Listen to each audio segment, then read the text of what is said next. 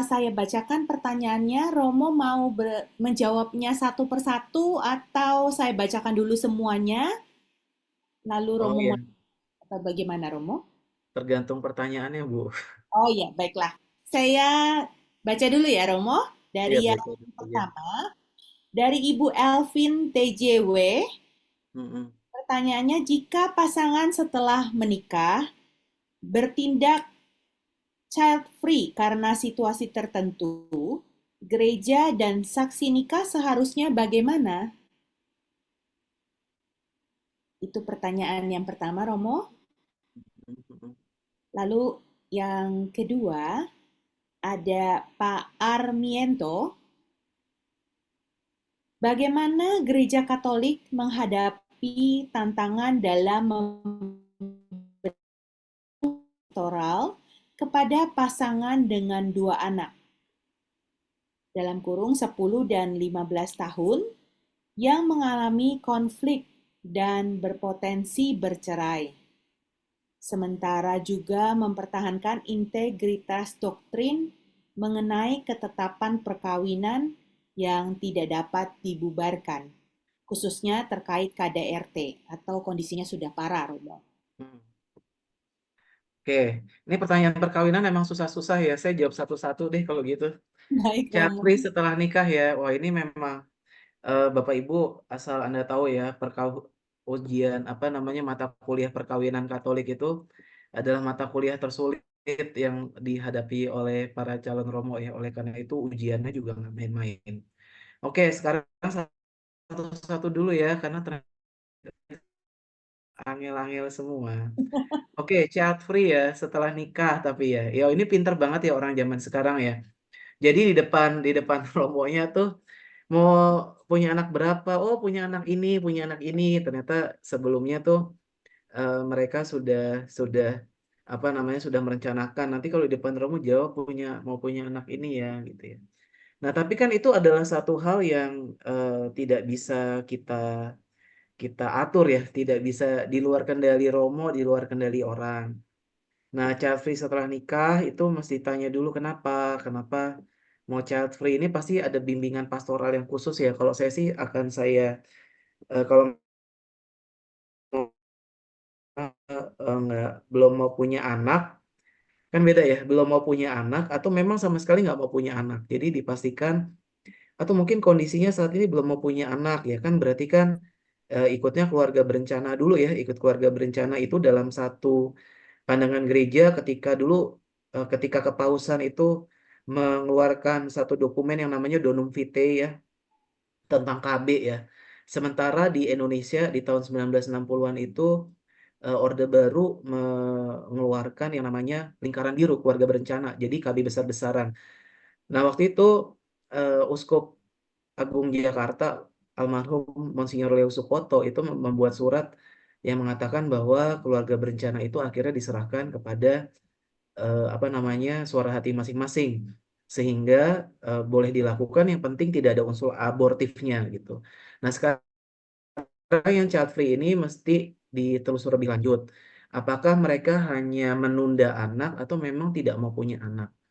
Kalau mau menunda anak ya sudah dengan kondisi pastoral tertentu bisa dibimbing oleh gereja.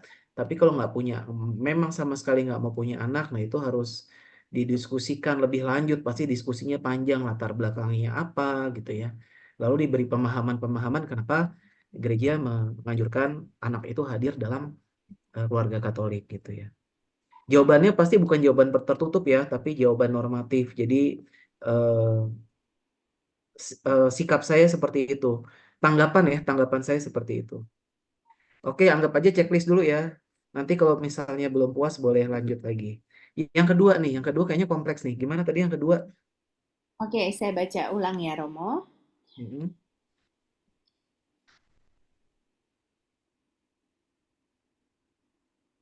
Bentar.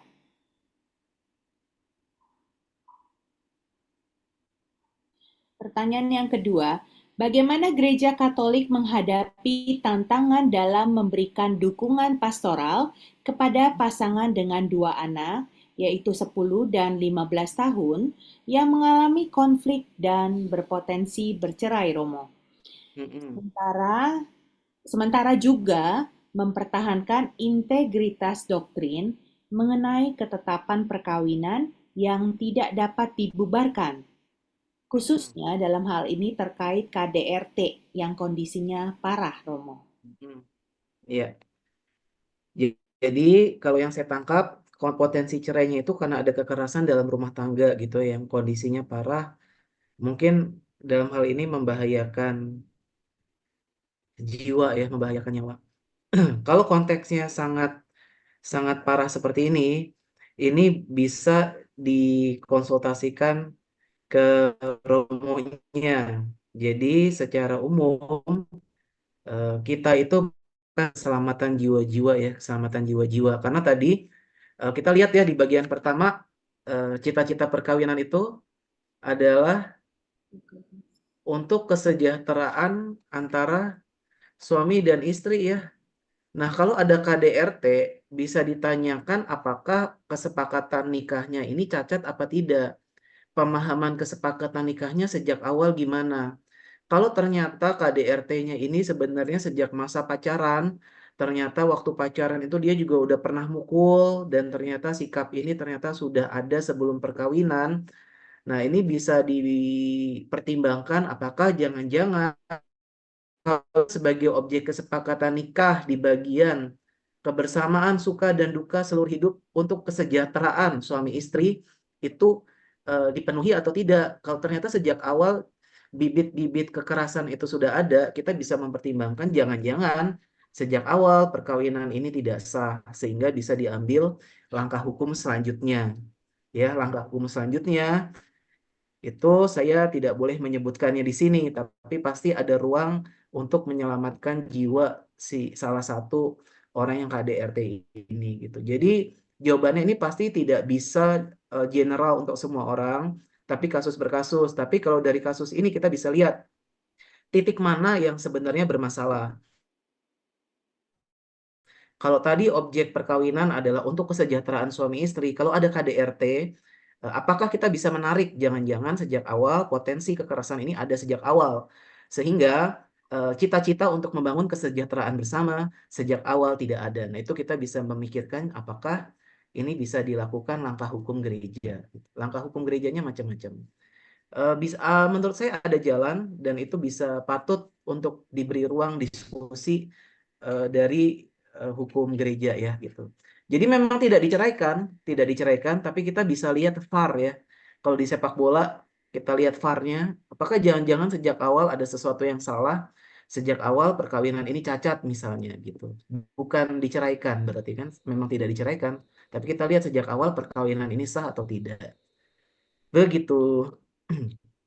Baik, Romo. Kita masuk ke dalam pertanyaan ketiga ya, Romo. Dari Boleh. Pak Armiento lagi.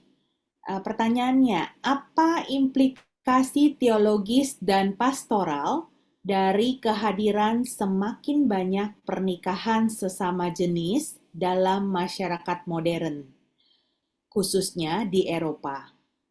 Serta bagaimana Gereja Katolik menanggapi tantangan ini dalam konteks doktrin dan katekese perkawinan? Bahkan beritanya, seorang pastor di Jerman merestui perkawinan tersebut. Ya, Demikian. baik. Ini pertanyaan yang memang lagi seru-serunya ya. Tesis saya ketika Magister S2 adalah gereja dan homoseksualitas dan ini pasti makanan sehari-hari saya ketika saya sedang membuat tesis itu. Jadi kan tapi karena kita konteksnya sekarang perkawinan ya, kita kembali lagi aja ke arti perkawinan itu. Tadi perkawinan sebagai objek kesepakatan nikah adalah perkawinan merupakan kebersamaan suka duka seluruh hidup bertujuan kesejahteraan suami istri, terarah pada kelahiran anak dan pendidikan, sifatnya monogami, heteroseksual, tak terceraikan. Nah, em, dari sudut pandang kanon gereja Katolik, yang namanya perkawinan Katolik, itu pasti sifatnya heteroseksual.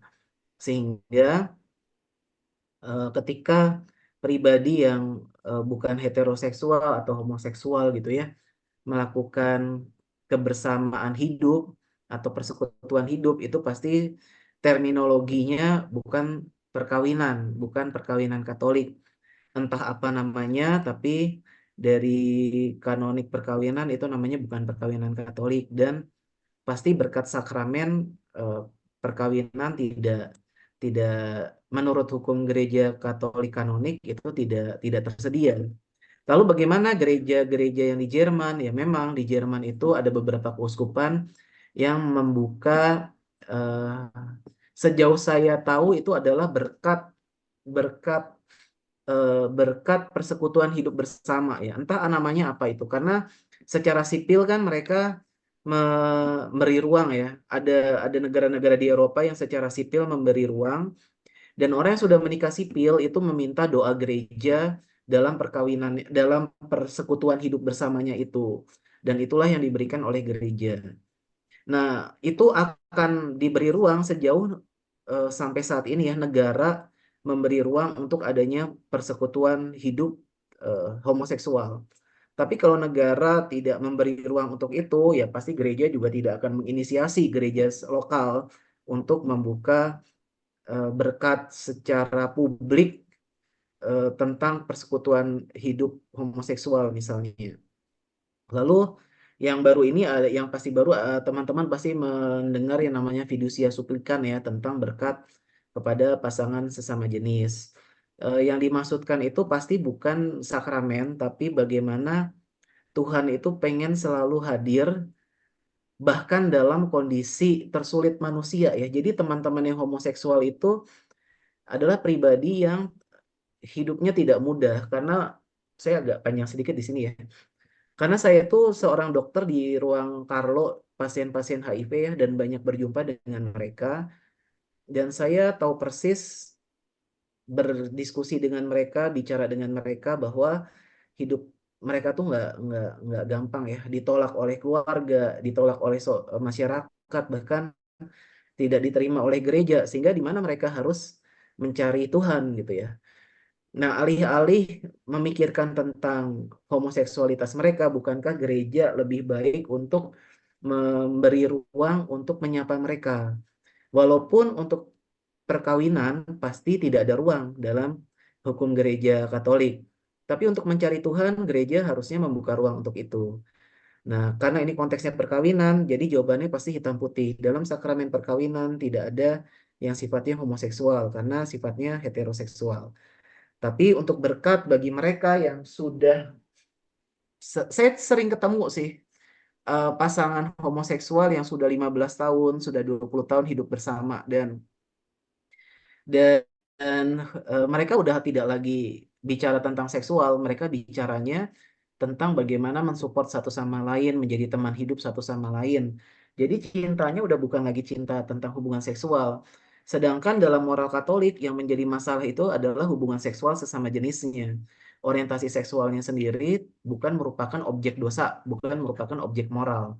Nah, bagaimana dengan pasangan sesama jenis yang mereka hidup bersama, saling support satu sama lain, dan sudah tidak lagi melakukan hubungan seksual, ya pasti berkat itu ada. Saya rasa itu latar belakang dari fiducia supplican itu ya. Jadi bagaimana dengan orang-orang ini? Jadi sudah teruji mereka hidup bersama, saling mendukung satu sama lain, ya pasti ini di Eropa ya. Satu sama lain, mereka tidak lagi berhubungan seksual satu dan lainnya, mereka tetap memberi ruang untuk melayani gereja, entah sebagai koster atau apapun ya. Hidupnya baik, nggak macam-macam, nggak berbuat jahat, nggak nyakitin orang lain. Mereka cuma hidup berdua aja. Mereka cuma homo gitu ya. Istilahnya mereka cuma gay aja. Tapi hidupnya baik gitu. Masa nggak ada berkat, nggak ada ruang buat Tuhan hadir di situ. Walaupun pasti berkatnya bukan berkat sakramen ya, tapi berkatnya adalah tanda bahwa Tuhan hadir dalam kehidupan semua orang. Begitu, nanti kalau masih ada yang mengganjal kita bisa diskusi lagi. Ya. Silahkan lanjut. Oke, pertanyaan keempat. Bagaimana Gereja Katolik memandang pentingnya peran komunitas dalam mendukung keluarga yang mengalami perceraian, kawin campur, atau memiliki anggota keluarga sesama jenis? apa yang dapat dilakukan oleh komunitas gereja untuk memberikan dukungan, bimbingan, dan doa bagi mereka? Pertanyaan yang nomor 4 tadi, kalau nggak. Perceraian, maksudnya perceraian tuh berpisah dan cerai sipil gitu ya. Tapi secara secara gerejawi mungkin tidak diverifikasi nulitasnya. Jadi ada dua hal yang berbeda Bapak Ibu. Ya saya akan bicara deh. Walaupun ini nggak boleh diomongin ya, tidak boleh saya tidak akan menggunakan kata itu, tapi Anda harusnya tahu apa yang saya maksud ya. Karena saya sudah dipesankan Romotomi Oktora Vicaris Yudisial bahwa kata-kata terminologi yang saya akan maksud ini yang saya rujuk itu tidak boleh disebut. Tapi saya harap Anda tahu maksud saya. Jadi gini, berbeda bercerai sipil dengan diverifikasi nulitas perkawinannya. Ngerti ya? Nulitas perkawinan artinya sejak semula perkawinan ini tidak sah. Sejak semula perkawinan ini tidak ada karena tidak sesuai dengan objek kesepakatan perkawinan tadi. Diverifikasi oleh gereja dengan nama ini ya. Saya nggak sebutin namanya. Tapi diverifikasi nulitasnya, diverifikasi nulnya perkawinan sejak semula. Itu dua hal yang berbeda. Jadi ada kasus ya suami istri tidak akur lagi setelah sekian lama, mereka berpisah.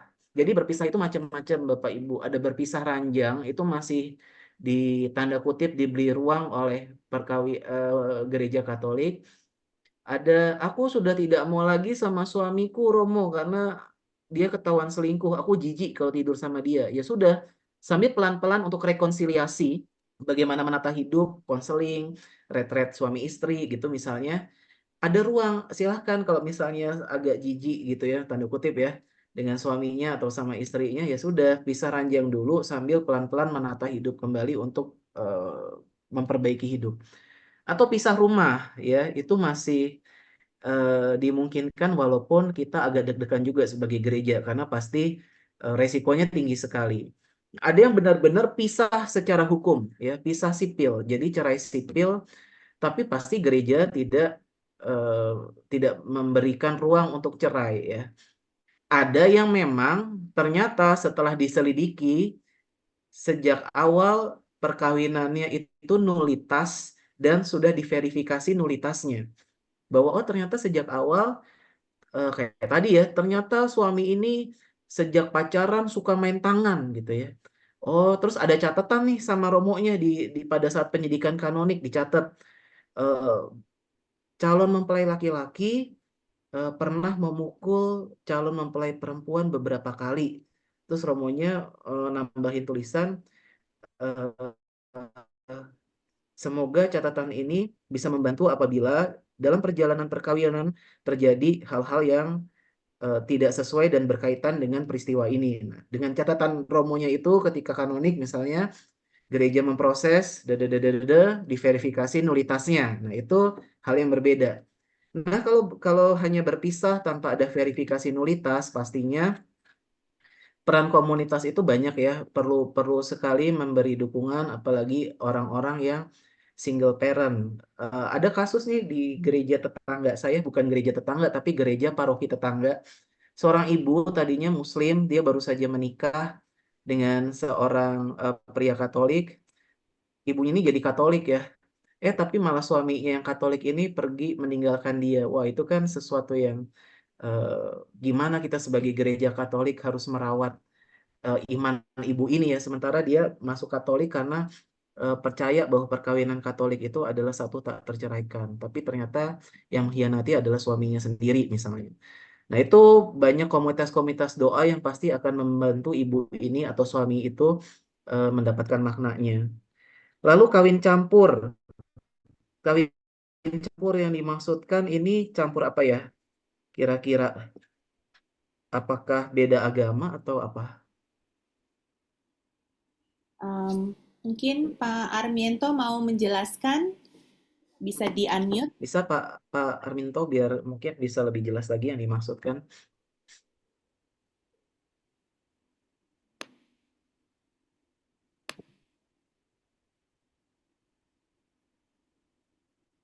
bisa, atau saya andaikan kawin campur itu adalah beda agama, ya. Saya andaikan saja ya. Kalau misalnya tidak, nanti silahkan japri aja. Saya andaikan kawin campur yang dimaksudkan beda agama. Nah, yang perlu kita pastikan adalah anaknya Katolik ya, karena itu adalah janji kenapa dispensasi itu dikeluarkan ya. Karena ada janji dari pihak mempelai yang Katolik bahwa anaknya akan dididik secara Katolik. Memang sih dididik secara Katolik itu tidak tidak pasti langsung jadi Katolik, tapi tulisannya dididik semaksimal mungkin sesuai dengan ajaran Katolik. Kalau dididik semaksimal mungkin dengan ajaran Katolik kan arahnya baptis Katolik. Jadi itu aja yang bisa dilihat salah satunya, memastikan anaknya itu kalau bisa Katolik. Lalu anaknya homoseksual ya. Yang ketiga benar ya, anaknya homoseksual. Nah, Betul. ini sesuatu yang menarik ya, karena saya sendiri sekarang bersama dengan beberapa Romo itu punya komunitas teman-teman LGBT Katolik ya. Dan mereka itu dari berbagai macam latar belakang, eh, ada wah latar belakangnya macam-macam.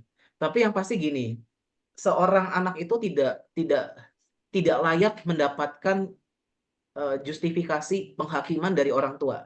Dalam satu dokumen Paus Fransiskus ya, namanya Amoris Laetitia, nanti silahkan dicari, tentang bagian keluarga dan bagian tentang anak yang homoseksual. Paus Fransiskus memberi notifikasi dengan jelas di situ bahwa pertama, bahwa setiap orang itu tidak boleh dihakimi hanya dari orientasi seksualnya saja.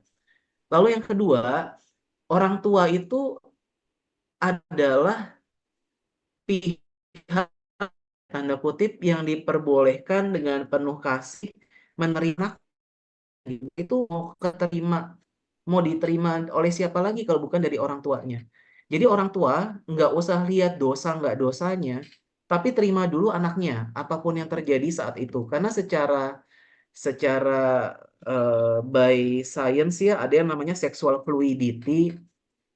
Bisa jadi mereka masih mencari-cari eh, orientasi seksualnya gitu ya. Tapi bisa jadi ya memang sejak semula mereka adalah pribadi-pribadi yang minoritas, yaitu pribadi-pribadi yang memiliki orientasi homoseksual. Ya sudah, terima dampingi karena tugas gereja adalah me- membantu mereka menemukan Tuhan dalam kehidupannya dan mempersembahkan seluruh seksualitas mereka kepada Tuhan. Jatuh bangunnya ditemenin saja, asal jatuhnya tuh jangan sampai tergeletak karena kita temani ya. Karena orang-orang yang datang ke saya dengan HIV itu adalah orang-orang yang ditolak oleh orang tuanya, ditolak oleh sosial, ditolak oleh gereja. Mereka nggak tahu lagi mau kemana, ya sudah akhirnya datang kepada komunitas-komunitas yang akhirnya membawa mereka ke ruang Karlo untuk berobat HIV gitu ya. Jadi penolakan pertama itu dari keluarga ya. Jadi keluarga itu harus menerima anak-anaknya. Ya nanti kalau bingung silahkan datang kepada kami. Kami juga punya komunitas orang tua yang punya anaknya LGBT gitu ya. Jadi nanti ada pendampingan juga secara khusus. Ini resmi dari Komisi Kateketik. Saya Romo Uut dan Romo Hari secara khusus mendampingi orang tua yang anaknya eh, memiliki orientasi homoseksual atau transgender dan anak-anaknya juga. Begitu. Terima kasih. Ada lagi ya Bu Heni ya? Banyak, Romo. Oh banyak. Iya. Oke. Yang nomor 5 ya, Romo. Ibu Lucia Wijaya bertanya, apakah kalau alat KB yang membuat sel telur tidak bisa dibuahi, apakah dibolehkan? Selain sistem kalender, apakah ada cara KB yang diperbolehkan? Demikian, Romo. Ya, ya, KB ya. Yang sebenarnya ya secara teknis kalau dari Donum Vitae itu pasti ya semua KB itu nggak boleh. Kalau kalau Anda belajar di MRT ya pasti semuanya nggak boleh. Yang boleh cuma kalender kan. Tapi ada yang namanya less evil atau ya sedikit tidak jahat ya. Yang sedikit tidak jahat itu setidaknya jangan sampai KB-nya itu membuat aborsi. Contohnya spiral ya. Spiral itu nggak banyak yang tahu bahwa sperma itu sempat bisa menembus spiral dari rahim, ada pembuahan, terus nanti udah pembuahan kan berarti udah jadi manusia ya dalam dalam dalam ajaran moral gereja Katolik. Lalu ada zat yang menyebabkan si embrionya itu nggak bisa nempel di dinding rahim karena spiralnya itu. Jadi itu ada efek aborsi. Jadi spiral jangan. Terus yang menghalangi secara permanen, misalnya histerektomi atau pengangkatan rahim, atau tubektomi, pengangkatan saluran telur secara permanen. Ini yang umumnya ya, saya bicara tentang umum. Terus ya yang jelas ya di rumah sakit eh, kami tuh ada suntik hormon sih. Semacam mereka ya apa jadi suntik estrogen sehingga ovulasinya teratur gitu ya sehingga sel telurnya ya benar sih nggak bisa dibuahi karena suntikan hormon itu tadi. Jadi KB KB KB-nya yang penting itu ya tidak mengaborsi, tidak membuat bayi aborsi gitu. Tapi kalau kalau ditanya moral moral sakleknya ya ya itu nggak bisa sih harus jawab nggak bisa karena moral moral sakleknya ya. Tapi apakah ada ruang? Ada ya. Itu silahkan dibicarakan dengan romo paroki Anda ya. Karena setiap orang keluarga Katolik itu punya kondisi keluarga yang berbeda-beda, nanti ada arahannya. Oleh karena itu KB itu juga harus dengan pendampingan dari romo paroki, romo Anda lah, romo yang Anda percaya gitu ya untuk mendampingi Anda dalam program KB gitu. Nanti sebenarnya ada yang mau saya sampaikan lagi, cuma saya mau lihat pertanyaan selanjutnya dulu. Oke, baik Romo. Pertanyaan nomor 6 dari Ibu Teti, Paroki Bekasi. Em, ada teman saya, wanita, menikah secara Katolik, lalu bercerai dengan suami atau tanpa surat cerai. Dan si wanita menikah lagi secara Islam. Sampai saat ini, teman saya yang wanita ini tetap ke gereja Katolik dan menerima komuni. Hmm. Sementara dia tinggal dengan suaminya yang beda agama. Hmm. Bagaimana menurut pandangan Romo? Jadi dia udah Islam ya, Menikah wanitanya itu. secara Islam, Romo? Ya, berarti Islam. Menikah secara Islam, menikah KUA, tapi Mm-mm. dia cerai sipil. Nah ini coba ya kita nggak pernah tahu ya apa ya apakah dia sudah menghadap Romo dan diverifikasi nulitasnya. Tapi saya anggap tidak ya. Saya anggap eh, laki-laki apa suami istri ini punya masalah besar, mereka cerai sipil, artinya tidak diverifikasi nulitasnya. Em, Lalu wanita ini nikah KUA, terus ke gereja Katolik, terus tetap sambut komuni ya. Sebenarnya eh, dalam kanonik ya dia ekskomunikasi ya karena ada halangan ya, halangan sambut sakramen komuni dalam hal ini. Jadi bisa disampaikan baik-baik ya. Mungkin perkawinannya bisa ada sesuatu yang bisa dibereskan, pemberesan perkawinan. Mungkin aja coba suruh menghadap romo kepalanya, kasusnya gini gini gini. Apakah bisa perkawinan ini dibereskan ya, perkawinan dengan yang KUA ini dibereskan atau rujuk lagi atau bagaimana gitu. Jadi kalau dalam statusnya secara secara hitam putih ya ada halangan untuk menyambut komuni ya karena terekskomunikasi dari gereja Katolik ya kalau seperti itu gitu. Tapi Baik, dibicarakan Romo. dengan baik-baik ya, jangan jangan dengan cara frontal gitu ya karena sifat katekese kita adalah katekese kasih ya. Jadi memang di satu sisi Paus Fransiskus bilang bahwa hosti itu, komuni itu bukan hadiah bagi orang-orang yang hidupnya baik-baik saja, tapi obat bagi para pendosa. Yaitu iya di satu sisi, tapi memang ada ada kanonnya ya. Komuni itu kan artinya komunion. Kita berada dalam satu komunitas gereja Katolik. Tapi dengan apa yang sudah dilakukan pribadi ini, dia keluar dari komunitas sehingga harusnya nggak terima komuni yang merupakan lambang kesatuan dengan komunitas gereja semesta. Ada cara dia terima komuni lagi nggak? Ada caranya. Makanya datang ke romonya buat diberesin. Ada caranya supaya dia bisa terima komuni tanpa merendahkan sakramen Maha Kudus. Ada caranya, makanya datang aja ke romonya. Oke, Romo, kita masuk ke pertanyaan nomor 7 ya, dari Pak Ruswin. Pertanyaannya, halangan nikah atau kejahatan menurut em, Kanon 1090. Namun dalam perjalanannya, perkawinan suami istri ini menemukan keserasian atau kecocokan hingga mereka mempunyai anak dan hidup bahagia. Apakah ini merupakan halangan?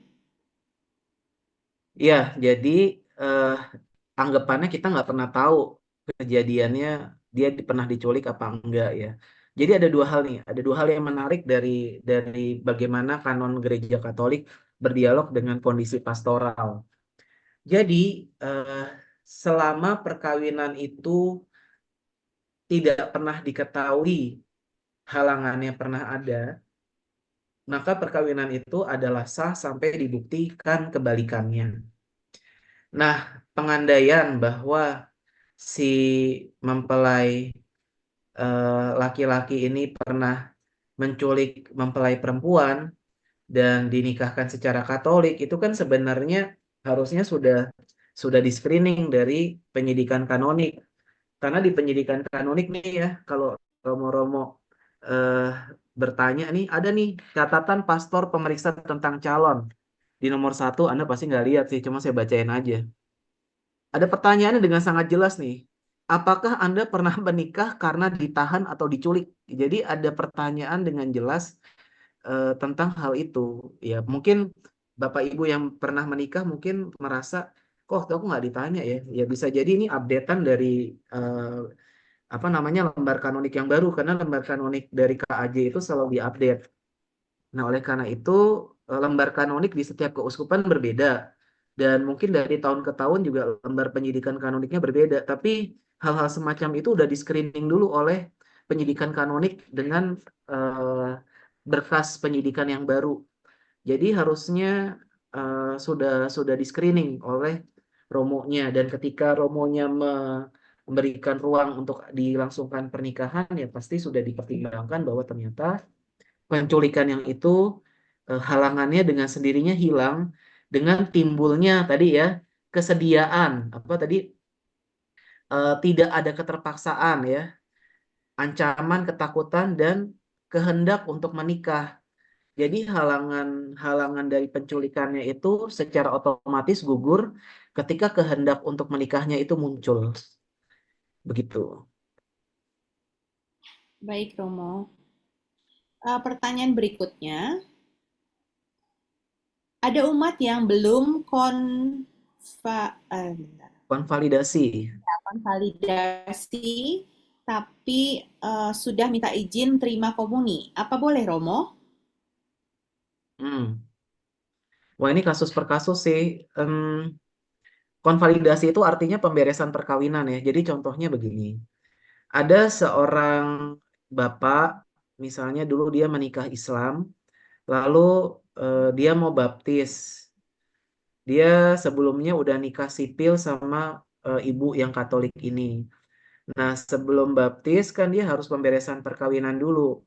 Nah, biasanya sakramen baptis dewasa itu sekaligus sakramen krisma sekaligus penyambutan sakramen Maha Kudus. Nah, sehingga pemberesan perkawinan itu harus terjadi sebelum pembaptisan, sebelum krisma, sebelum terima sakramen Maha Kudus. Jadi berjalan bersama tuh konvalidasi. Setelah konvalidasi dia baptis, langsung krisma, langsung sambut komuni. Jadi ya perkawinannya harus dibereskan dulu kalau enggak mereka kan hidup di luar eh, komunitas gereja Katolik ya. Jadi hitungannya sebenarnya ekskomunikasi dalam dalam arti yang ketat. Jadi kalau boleh nggak boleh ya jangan nggak boleh. Terus kenapa kok dia sambut komuni ya nggak tahu mesti ditanya tuh kenapa kok sambut komuni. Diberi penjelasan aja supaya supaya komuni yang kamu sambut ini berbuah dalam hidupmu gitu ya. Supaya Kristus itu bisa berbuah nyata di dalam hidup kamu Ya sudah, kamu masuk kembali dalam persekutuan gereja Katolik, caranya gimana? Caranya konvalidasi perkawinan. Kemana? Ya hubungi romonya. Romonya pasti ngasih jalan untuk konvalidasi perkawinan. Selalu ada cara kok, selalu ada jalan untuk berjumpa dengan Tuhan. Oleh karena itu, bagi orang-orang yang selama ini ada tanda kutip cacat perkawinannya, perlu konvalidasi, perlu perkawinan, datang ke romonya, pasti ada jalan untuk dibereskan perkawinannya. Apapun itu pasti ada jalannya. Karena sekarang hukum gereja tentang perkawinan itu membuka jalan banyak sekali untuk orang-orang yang selama ini sudah terlanjur sulit untuk dikonvalidasi perkawinannya. Hidupnya baik, tapi ternyata udah nggak mungkin lagi validasi karena nulitas perkawinannya tidak akan pernah bisa diverifikasi. Tapi hidupnya baik, orang Katolik yang luar biasa melayani Tuhan, tapi cuma gara-gara dulu mungkin pernah salah langkah dan kehidupan perkawinannya sah, tidak bisa diverifikasi nulitasnya. Terus gimana? Aku rindu untuk menyambut komuni. Ada caranya, ada. Datang ke romonya. Nanti ada caranya, tapi saya nggak bisa cerita di sini karena ini nggak bisa berikan untuk umum, tapi untuk kasus-kasus yang sangat tertentu gitu. Selalu ada cara untuk ketemu sama Tuhan gitu. Jadi nggak usah khawatir, datang aja ke romonya kalau ada masalah perkawinan. Oke, pertanyaan berikutnya Romo. Bila ternyata diketahui setelah pernikahan, setelah terjadi perkawinan, salah satu pasangan tidak menghendaki anak, yang satu lagi menghendaki anak. Tapi ini setelah terjadi perkawinan, Romo. Apakah bisa dianggap penipuan dan menjadikan halangan tidak sahnya perkawinan? Itu bagus tuh pertanyaannya nih. Ini salah satu diskusi waktu waktu kami kuliah ya. Kalau misalnya tiba-tiba ya di awalnya kita sepakat nih mau punya anak, pas kanonik juga sepakat punya anak. Tapi apakah eh, ketika di dalam perjalanan waktu berubah pikiran dan sehingga tidak ingin punya anak lagi, apakah itu sebuah halangan? Nah, titiknya adalah tergantung narasinya. Tadi kan saya memberi narasi bahwa dalam perjalanan perkawinan orang ini berubah pikiran. Berubah pikiran itu kan sebenarnya dari awalnya dia mau, tapi ada satu kejadian atau dua kejadian dalam perjalanan perkawinan ini yang membuat dia tidak punya anak, tidak ingin punya anak. Nah, lagi-lagi ini penyelesaiannya pastoral, bisa didiskusikan apa enggak, apakah hal punya anak nggak punya anak itu sampai menjadi sesuatu masalah yang sangat mendasar dalam kehidupan berumah tangga, misalnya. Romo, aku tuh hanya mau menikah kalau nanti pasanganku setuju mau punya anak gitu ya.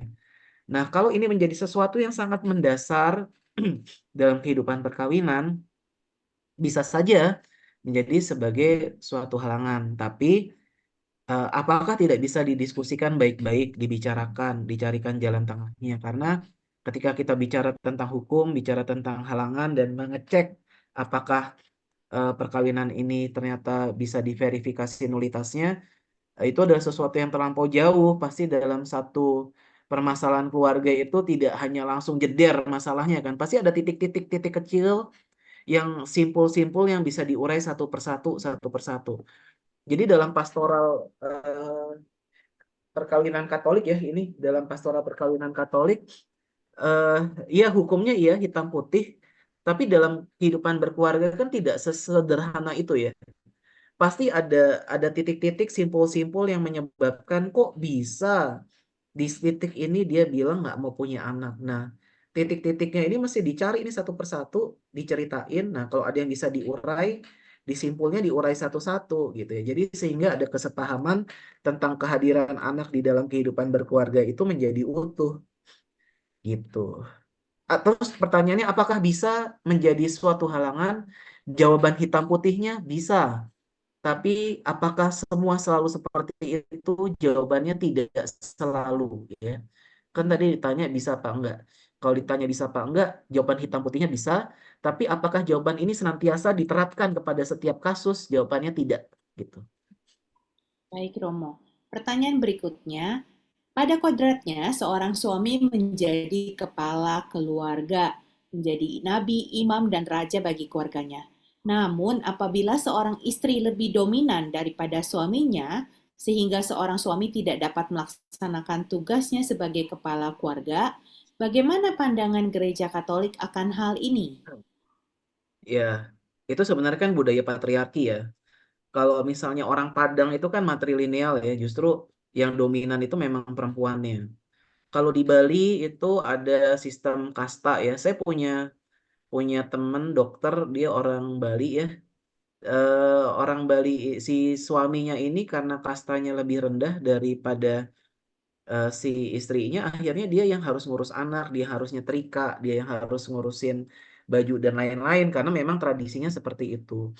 Nah, terkait tentang mengurus rumah tangga dan lain-lain, itu seharusnya sudah selesai pada saat MRT dan kanonik. Harusnya sudah selesai, karena dalam MRT itu sejauh saya tahu ada masalah pembagian finansial dan pembagian tugas dalam kehidupan suami istri. Dalam kanonik pun juga saya selalu bertanya, eh, saya tanya, maaf gaji gaji kamu berapa gitu. Terus gaji calon berapa? Kalau misalnya suaminya punya gajinya lebih kecil daripada istrinya, saya tanya itu menjadi masalah nggak buat kamu? Nah, harus kalau mereka jawabnya enggak, ya udah. Tapi saya tetap kasih catatan di lembar kanoniknya. Nah, lagi-lagi itu adalah masalah yang bisa dibicarakan ya, nggak usah semuanya langsung ke masalah hukum dan pandangan gereja Katolik. Pandangan gereja Katolik itu artinya sejak awal di kanonik itu memang sudah berusaha untuk diminimalisir dampak yang terjadi apabila memang dalam satu tradisi budaya kita di mana patriarkinya kuat, di mana dianggap laki-laki itu sebagai penopang. Ya, itu harus didiskusikan. Kalau memang itu menjadi sesuatu yang sangat fundamental sejak awal bagi si istri, misalnya, aku tuh mau cuma menikah sama suami yang bisa menjadi imam, nabi, raja, juru selamat, membelah Laut Merah, dan lain sebagainya gitu ya misalnya. Lain dari itu aku nggak mau gitu. Menjadi sangat fundamental gitu. Ya sudah, pasanganmu seperti ini, kamu mau lanjut apa enggak? Tapi misalnya ragu-ragu ya sudah dipikirkan lagi mau lanjut apa enggak gitu. Jadi hal-hal seperti itu bisa dibicarakan pada saat MRT, pada saat kanonik, ya lebih lagi pada saat pacaran ya. Makanya gereja Katolik itu ya bagus kalau pacaran, bagus kalau tunangan ya. Jadi ada tahap-tahapan di mana bisa saling mengenal, bisa semakin mempertimbangkan kematangan hidup berumah tangga. Karena kita tahu perkawinan gereja Katolik itu satu tak terceraikan ya. Dan itu konsekuensi seumur hidup adalah bagaimana orang pasangan suami istri itu menggapai jalan kekudusannya dengan itu, dengan problematika tipis-tipis dalam rumah tangga. Kita cara cara mencapai kekudusannya beda-beda ya. Orang yang tidak menikah dan orang yang menikah ya. Suamimu itulah caramu, tanggamu untuk menjadi kudus. Istrimu itulah yang menjadi cara Tuhan menguduskanmu. Jadi ya suami istri itu saling menguduskan satu sama lain. Nah, sedangkan salah satu ya Keuskupan Agung Jakarta itu punya TSBP, eh, program prioritas ya. Program prioritas dari Keuskupan Agung Jakarta yang pertama yang disebut adalah keluarga. Oleh karena itu memang keluarga Katolik itu mendapat tempat yang sangat spesial di Keuskupan Agung Jakarta. Ya kenapa? Karena ya memang kekudusan sekarang yang dicari itu adalah suami istri yang kudus, bukan lagi biarawan-biarawati ya. Kita pengen santo santa dari keluarga Katolik, suami istri yang bisa jadi santo santa. Begitu. Terima Baik, kasih. terima kasih Romo. Di sini saya melihat ada 13 pertanyaan Romo. Kita tadi Wow. pertanyaan yang ke 9. Nah, Ya. kita tutup dulu ya Romo untuk pertanyaannya. Kita jawab sampai dengan yang ke-13 ya Romo ya. Oke. Jadi Bapak Ibu kita akan mungkin lebih dari jam 9 harap bertahan dulu karena memang pertanyaannya juga menarik Romo dan pastinya jawabannya berguna bagi kita semua sebagai seorang katekis ataupun yang tertarik dengan katekese iman Katolik. Hmm. Dan di akhir acara kita ada foto bersama, ya. Jadi mari kita lanjutkan ke pertanyaan ke-10. Bagaimana gereja Katolik beradaptasi dengan perubahan-perubahan dalam struktur dan dinamika keluarga modern, termasuk tren perubahan peran gender, peningkatan peran orang tua tunggal, dan variasi dalam bentuk-bentuk dukungan keluarga yang tersedia. Demikian Romo. Yang ketiga apa? Variasi dari Dari bentuk-bentuk, sebentar Romo, karena layarnya bergerak, jadi saya baca. Oke. Perubahan-perubahan dalam struktur dan dinamika keluarga modern, termasuk tren perubahan peran gender, peningkatan peran orang tua tunggal, dan variasi dalam bentuk-bentuk dukungan keluarga yang tersedia, terutama pasca perceraian, Romo. Oh ya, Bapak Ibu Anda tahu nggak sih saya serasa lagi ujian ini nih, ujian perkawinan. Tapi ini nih, ini menarik sih, memang benar. Oleh karena itu makanya ada komunitas-komunitas kategorial untuk misalnya single mom gitu ya, komunitas-komunitas single parent itu membantu gereja Katolik berpastoral dalam tantangan-tantangan kehidupan berkeluarga. Jadi memang kita menyadari bahwa sekarang kehidupan berkeluarga itu tidak sepenuhnya lengkap ayah, ibu, orang tua, anak, tapi secara khusus untuk yang orang tua yang menjadi single parent itu ada komunitas-komunitasnya. Coba deh Anda cari di komunitas-komunitas single mother misalnya itu ada tuh di kalau nggak salah namanya komunitas apa ada yang tahu nggak? Komunitas single mom. Single moms ya. Hmm, ada ya? Ada. Yana, Baru Yana, tahu. you Yana. are not alone. You are Iya, not, Yana ya Yana. ya, nah, You are not alone ya, you are not alone gitu-gitu ada. Jadi pastoralnya ada karena memang kompleksitasnya begitu berkembang. Jadi gereja Katolik pasti menyesuaikan diri walaupun tidak tidak dengan perubahan hukum kanonik, tapi di ruang pastoral itu selalu ada komunitas-komunitas kategorial untuk membantu itu ya. Peran gender itu saya nggak terlalu menangkap maksudnya. Apakah maksudnya ya tadi apakah ibu-ibu yang lebih dominan ya nggak apa-apa juga sebenarnya kalau ibu-ibu lebih dominan itu kan lebih ke arah tradisi tradisi patriarki kan patrilineal aja. baik Romo. Pertanyaan nomor 11. Jika ada cacat pernikahan tapi sudah terjadi, gereja mengambil langkah apa contohnya? Walaupun tadi Romo Wenan tidak mau menyebut sanksinya, tapi jika kami ditanya apa sanksinya, mereka akan berprasangka gereja bisa diceraikan karena kami tidak bisa jawab. Oh gini. Jadi misalnya gini, ada cacat perkawinan, tapi udah punya anak, kehidupannya baik, ya iya masa mau diceraiin kan enggak, masa mau diverifikasi nulitasnya kan enggak. Makanya ada namanya pemberesan perkawinan. Kalau misalnya orang ini sejak awal kita baru tahu, oh ternyata eh, hidupnya baik, tapi ternyata dulu ini misalnya dia muslim gitu ya atau apalah pokoknya ada cacat perkawinan. Nah, itu makanya ada konvalidasi. Jadi diteguhkan perkawinannya. Jadi konvalidasi perkawinan itu dasarnya adalah perkawinan yang sekarang ini ditemukan cacatnya, tapi orang ini hidupnya baik gitu ya dan menjadi warga gereja Katolik yang memberikan kesaksian yang baik, hanya saja kehidupan perkawinannya itu perlu dikonvalidasi, perlu diperbaiki. Misalnya, orang ini menikahnya secara sipil, Romo, nikah Islam, ada yang Katolik, terus gimana? Sekarang mereka mau hidup dalam gereja Katolik, oh ya udah dikonvalidasi, diberi kanonik ulang, terus nanti dapat dispensasi perkawinan beda agama gitu ya. Jadi bisa bisa dilakukan sesuatu. Terus gimana Romo misalnya ada orang yang dulunya Islam, mereka cerai sipil, cerai agama juga. Terus yang Islam ini mau nikah sama putri Katolik, bisa apa enggak? Ada namanya pemutusan ikatan kodrati ya, itu ada yang namanya Privilegium Paulinum. Bisa dilakukan, itu juga bagian dari konvalidasi perkawinan. Intinya, kalau ada pertanyaan-pertanyaan yang sangat sulit, kasih ke romonya aja. Jadi tools-toolsnya tuh ada. Kita tuh sebenarnya udah pegang, kartu-kartunya tuh kita udah pegang, gimana caranya menyelamatkan perkawinan ini gitu. Nah, seandainya perkawinan ini berantakan luar biasa dan ditemukan cacat, nah, bukankah lebih mudah untuk melihat apakah ada nulitas dalam sejak semula gitu ya. Cerai bisa nggak? Nggak bisa. Pokoknya kalau ditanya cerai nggak bisa. Karena eh, verifikasi nulitas dengan perceraian tuh beda sama sekali loh. Kalau perceraian itu tidak ada yang salah dengan perkawinannya, terus tahu-tahu dirobek gitu ya. Itu perceraian. Tapi kalau verifikasi nulitas, itu perkawinan ini dalam perjalanannya menemukan kesulitan yang luar biasa. Tadi misalnya KDRT ya sampai mengancam nyawa. Terus ditelusuri nih datang ke Romo, Romo gimana nih? Kita nggak bisa cerai, padahal orang ini kasar banget. Aku tanganku sampai patah gitu ya.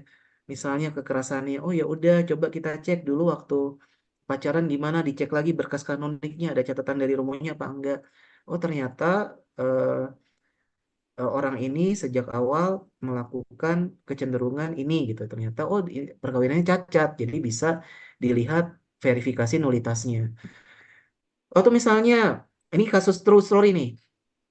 Setelah sekian lama, setelah sekian lama sudah punya anak, ternyata suami ini mengaku kepada istrinya bahwa dia seorang transgender, sehingga dia ingin menjadi perempuan ya. Nah, ini sebenarnya cacat sejak semula karena ada sesuatu yang salah dalam diri suaminya.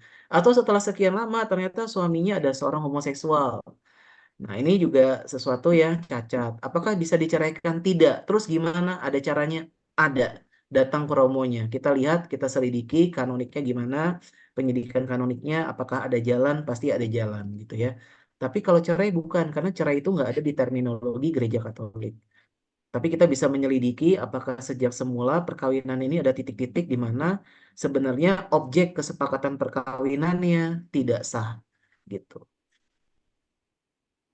Oke, Romo, pertanyaan berikutnya. Terkait perkawinan sipil gay di Jerman tadi, gereja memberi ruang untuk berkat, namun bukan sakramen.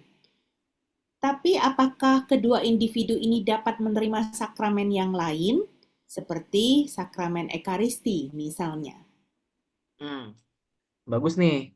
Jadi sebenarnya titik dosanya di mana? Sekarang gini sih, sebenarnya ya, yang menjadi titik dosanya itu kan hubungan seksualnya ya. Kalau misalnya orang-orang gay ini adalah yang sangat memahami itu dalam jatuh bangunnya, mereka bisa datang ke sakramen pengampunan dosa ya. Sakramen pengampunan dosa, dan setelah menerima sakramen pengampunan dosa, mereka dengan intensi baik berusaha untuk hidup dalam kekudusan, dalam kehidupan bersamanya itu, ya sudah mereka bisa sakramen Ekaristi karena yang menjadi titik dosanya kan di situ sebenarnya, bukan di orientasi seksualnya, bukan di hidup bersamanya. Tapi kalau misalnya mereka nggak ngaku gitu, Romo diam-diam aja, ya kita nggak tahu kan. Tapi masih diberi pengarahan. Harusnya Romo yang memberi berkat itu sudah memberi edukasi tentang ini, bahwa titik dosanya di mana, titik di mana kamu harus bertumbuh itu di mana, titik di mana kemurniannya itu harus dijaga itu di mana. Jadi harusnya sampai ke situ sebelum Romonya memberi berkat hidup bersama. Karena cita-cita moralnya adalah misalnya teman-teman yang gay ya, ini cita-cita moral ya. Saya bicara cita-cita moral itu artinya sesuatu yang sangat sempurna, dan sesuatu yang sempurna itu pasti tidak didapat dengan langsung ya. Pasti ada tangga moral, ada jatuh bangunnya. Cita-cita moralnya kalau berdasarkan moral seksual, berdasarkan hukum gereja, kita bisa tarik cita-cita moralnya, cita-cita terindahnya bagi teman-teman homoseksual adalah pun mereka hidup bersama, mereka tidak melakukan hubungan seksual. Karena hubungan seksual itu harus terarah kepada lahirnya anak, ya. Itu cita-cita moral, cita-cita tertinggi. Ada yang bisa, ada. Ada yang nggak bisa, banyak, ya. Oleh karena itu, tugas gereja harus mendampingi mereka pelan-pelan, berusaha berjalan menuju kekudusan. Apakah gampang? Sama sekali enggak. Karena pun gereja juga eh, tidak memiliki apa ya namanya pandangan yang persis sama terkait cita-cita moral ini. Tapi setidaknya Paus Fransiskus itu mengatakan ada yang namanya bahasa bahasa Latinnya itu adalah minus apa ya kebaikan-kebaikan kecil gitu ya. Jadi Ada kebaikan-kebaikan kecil. Jadi misalnya gini, ada seorang ada seorang homoseksual misalnya, dia melakukan hubungan seks dengan banyak orang. Tapi besoknya dia datang ke saya, dok, saya gimana nih caranya supaya saya sehat? Oh ya, kamu pertama-tama pakai kondom dulu ya. Dia pakai kondom itu udah langkah kecil. Besoknya dia datang ke saya lagi, dok, saya mesti gimana? Ya udah, kamu harus punya satu pasangan tetap. Punya satu pasangan tetap itu adalah langkah kecil. Terus begitu dia datang lagi, dok, gimana ya? Saya kok ngerasa hubungan seksual saya itu hambar. Ya memang, karena teman-teman dipanggil untuk menuju kekudusan, hidup bersama, saling support satu sama lain tanpa melakukan hubungan seksual. Ya itu cita-cita moralnya. Ada, saya beberapa kali menemukan pasangan homoseksual yang seperti itu, yang udah hidup bersama cukup lama. Tapi yang gagal ya banyak, yang jatuh bangun banyak. Tapi ya itulah. Ya mereka datang ke sakramen tobat, mohon kekuatan untuk bisa melanjutkan peziarahan hidup dan mereka bisa sambut komuni dalam kondisi hati yang bersih gitu. Baik, Romo. Oke, pertanyaan berikutnya, Romo. Masih berkaitan dengan LGBT nih, Romo. Sejauh apa sih gereja mengembalikan kondisi LGBT kembali normal? Apakah hanya dibuatkan komunitas saja? Sebenarnya banyak dari mereka yang mau kembali normal, tapi tidak tahu harus kemana.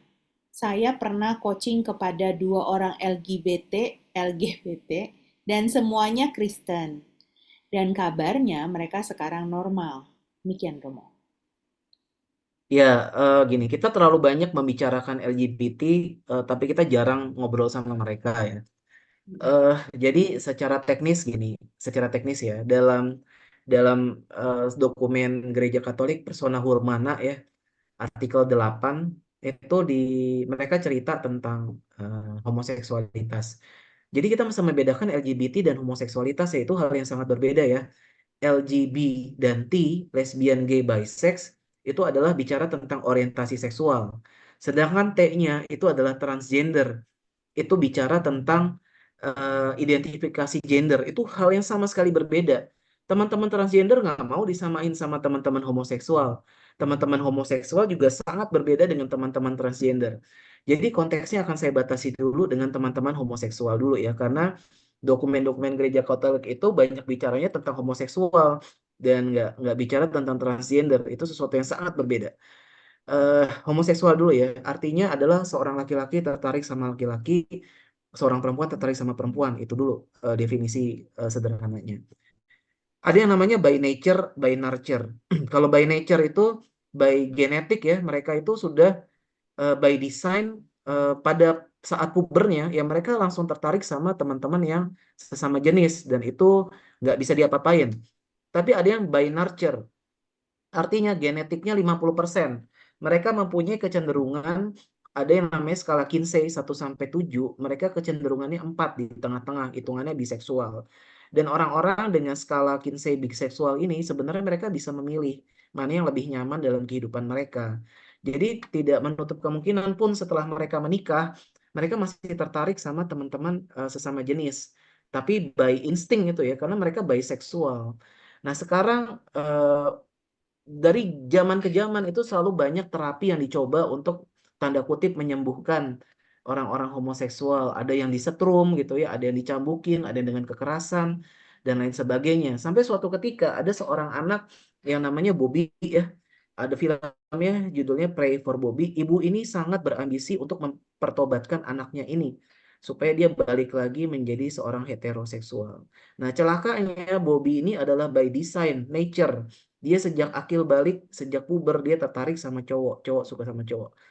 Sehingga ayat-ayat kitab suci yang dia kasih, yang ibunya kasih ke Bobby ini, justru membuat dia berada dalam neraka sebelum dia meninggal kan. Ibunya bilang, kamu nanti masuk neraka, nah, nanti kamu gini, nanti kamu gitu, nanti kamu gini, nanti kamu gitu. Nah, Bobby-nya ini karena ibunya ini nggak tahu, karena Bobby ini adalah by nature, dia seperti itu. Dan dokumen gereja itu mengakui ada by nature ya. Ada yang namanya deeply rooted homoseksual. Itu udah nggak bisa diapa-apain. Nah, yang deeply rooted homoseksual ini diberi persekusi ayat-ayat seperti itu sampai akhirnya Bobby akhirnya memutuskan mengakhiri hidupnya, lompat dari jembatan di usia 18 tahun, dia bunuh diri. Dia nulis surat ke ibunya gini, Ibu, Saya nggak tahu ya kenapa kurang lebih gini ya terjemahannya. Saya nggak tahu mungkin Tuhan capek sama saya. Mungkin orang-orang ingin saya menjadi lebih baik, tapi saya nggak bisa. Apakah Tuhan menciptakan saya seperti ini? Apakah Tuhan tanda kutip begitu jahatnya membuat saya seperti ini sehingga saya ditolak di mana-mana? Hidup ini adalah sebuah lelucon bagiku. Akhirnya dia lompat bunuh diri. Dan eh, sayangnya ibunya ini baru baru menyadari bahwa tindakannya itu keliru ya. Setelah Bobby meninggal sehingga akhirnya sekarang ibunya ini menjadi salah satu tim suportif ya, suportif tim ya, bukan mendukung ya, tapi menemani teman-teman homoseksual yang dalam dalam arti tertentu berusaha mencari Tuhan di dalam hidupnya.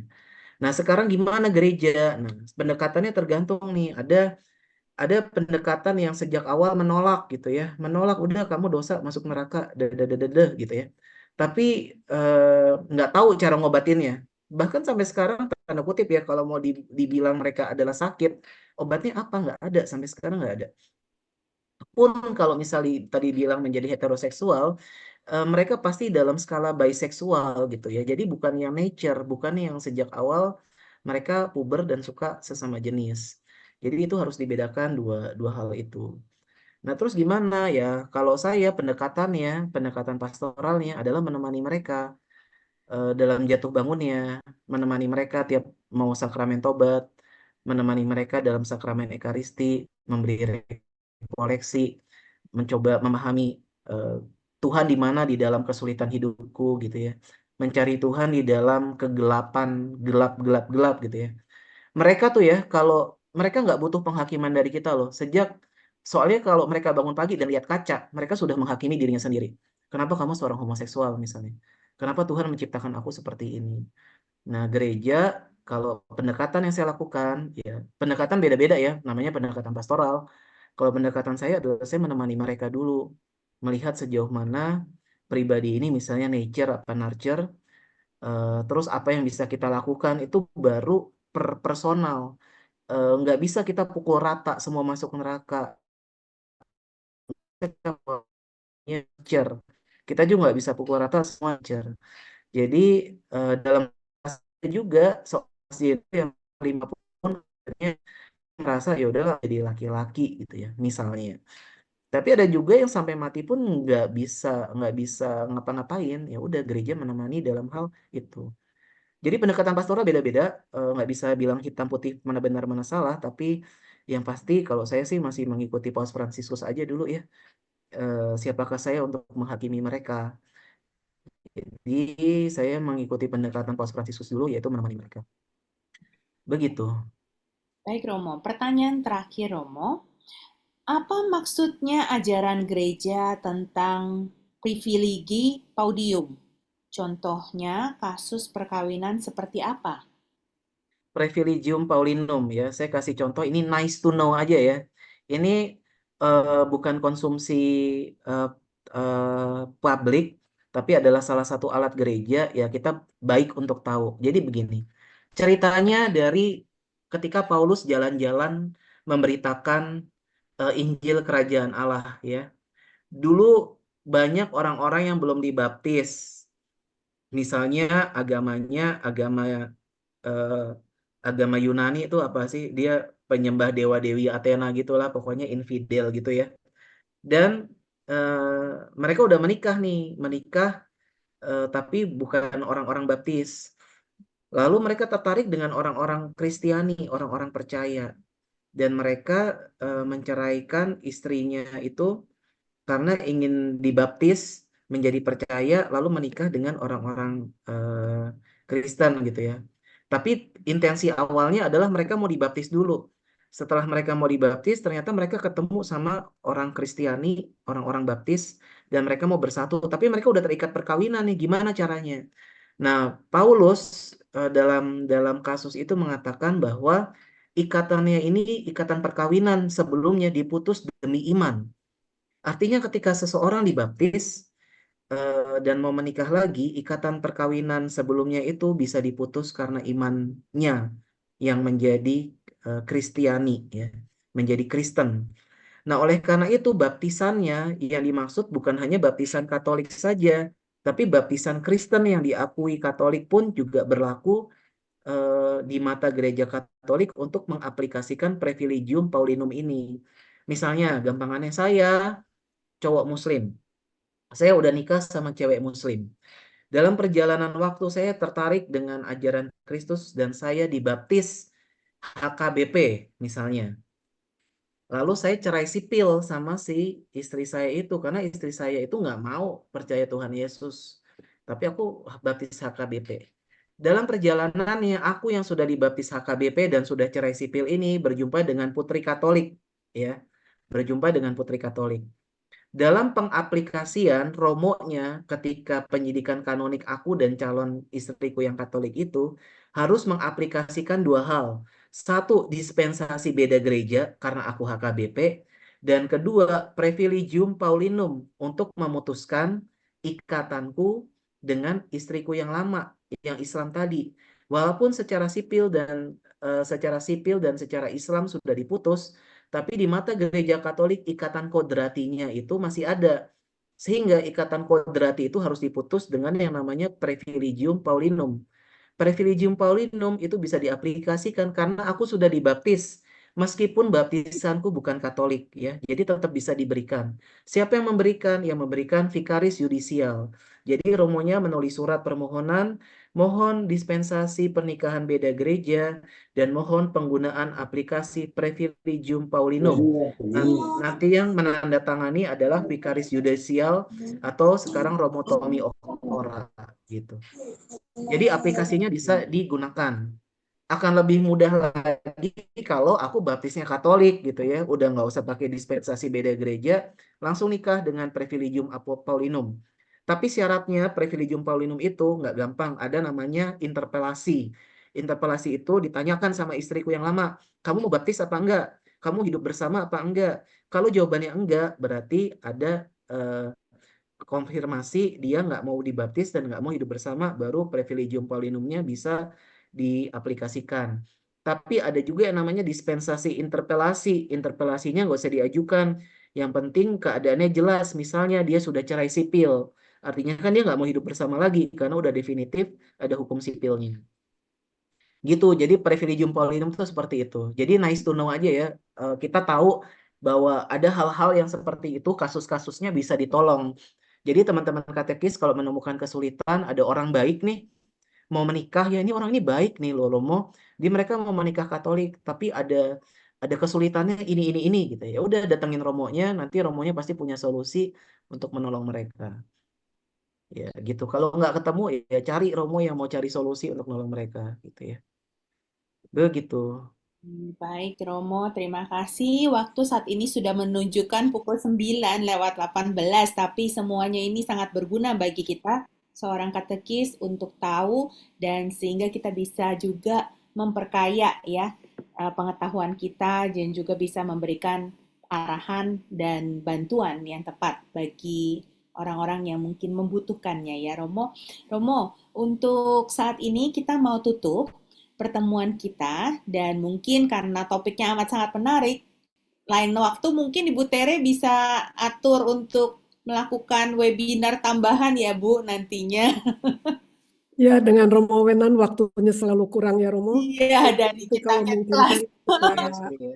ada Maaf deh. lanjutan ya Romo ya. Terima kasih Pak Romo udah berkenan menjawab semua pertanyaan-pertanyaan kita. Ya, Ya, silakan Heni. oke. Kita sekarang foto bersama dulu ya Romo.